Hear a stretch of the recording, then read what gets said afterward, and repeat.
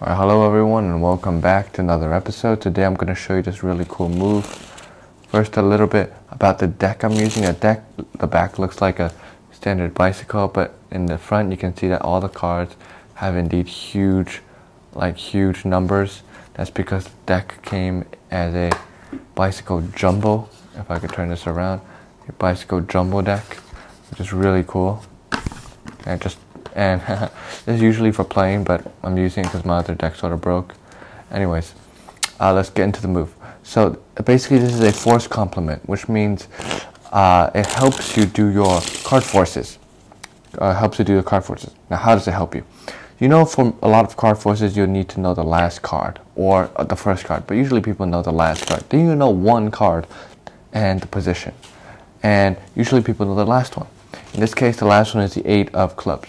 What usually people does is, before they go to the spectator, they would look at the card, and then they would remember it as the last one. They go up, and then they're like, alright, say stop. The spectator says stop here. Says stop, does this. This is the Hindu force, by the way, shows them it's the 8 of clubs, and then because I already know it was the last card, and I'm forcing the last card, I could tell them later on that I already knew it was the 8 of clubs. You could do something magical, you guess their card, write it down, blah, blah, blah. A lot of stuff. But the problem I've went into was, what if you looked at this card, the King of Clubs, but then they're like, okay, we don't believe you, I want to shuffle up the deck before you begin. Then you're in some problem. Alright, so you don't know the last card now because they've genuinely, maybe they did this, they genuinely shuffled the deck up. Alright, I'm actually genuinely shuffling the deck. I know a lot of handles, but I'm actually genuinely shuffling up the deck. So I don't know the last card, okay? That's the problem. Usually what I would do, there's a lot of ways to do this, but I came up with this one and I think it just works really well. So what you do is, after they shuffle the deck, they genuinely shuffle the deck, what you do is you tell them, I'm going to show you that all the cards are indeed random and mixed up, and then what you do is you flip over the deck and you spread open the cards. And now I'm going to show you how this is done. Alright, so for example, first they shuffle the deck. Okay, I'm genuinely shuffling up the deck. Okay, give it a nice shuffle.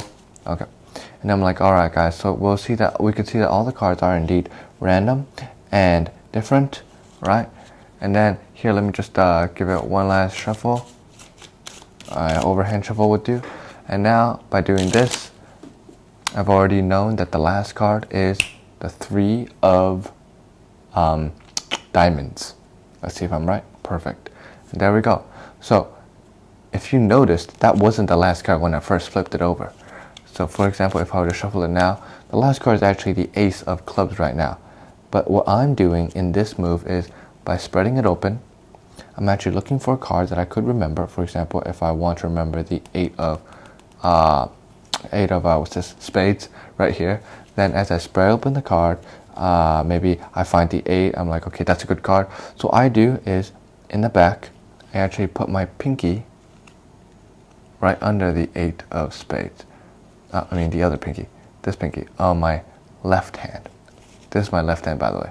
So as I spread open the deck, I find the card and I actually, alright, so I know this is the 8, alright, this is the 8, and I just put my pinky under it. You sort of have to feel which card it is, alright, so I think that might be the most difficult part. So you have to feel this is sort of the 8, and then you put your pinky right under here.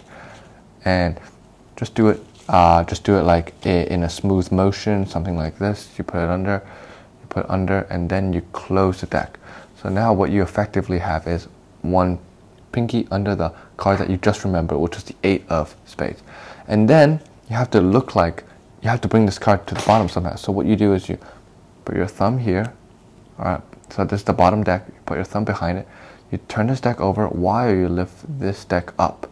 So turn, and it looks like you've just started a overhand shuffle, and then you could just complete the shuffle. And now the 8 is at the bottom. Let's see it again. For example, if this was the bottom card and I'm just like looking through, maybe I'm just going to use the 8 for the example again. I'm going to go through the deck, blah blah blah blah, da da da da da da da da da da da da da da da, close the deck up, right? Use the pinky, turns the deck, and does this. And now you can see the last card is the 8 of spades. So this is basically the camera angle right now is basically the spectator's view you want them to be seeing. And you could tilt it a little bit more to get it out of the way. Let's do the 8 again. Let's put the 8 somewhere into the middle. And let's do the 8 again. So where's my 8? Where's my 8? Apparently I haven't missed it yet. Awesome. Close it up, turn, and see how much it's tilted. Everywhere from this side can't see what you're doing unless you're going underneath here, which most people won't be doing, and that just looks weird. What the hell? If you have a spectator like that, that's just weird. So, and effectively again, I've just put the 8 to the bottom of the deck. And basically that is how you combat the idea that people want to shuffle, or you forgot the last card, or just forgot to memorize before going there, or whatever situation. Maybe it was like people just went on the spot and you had to do an impromptu one and you want to do a force. That was how you could combat this problem. And just like this, you could do a force anywhere, anytime. See you for the next episode. Peace out.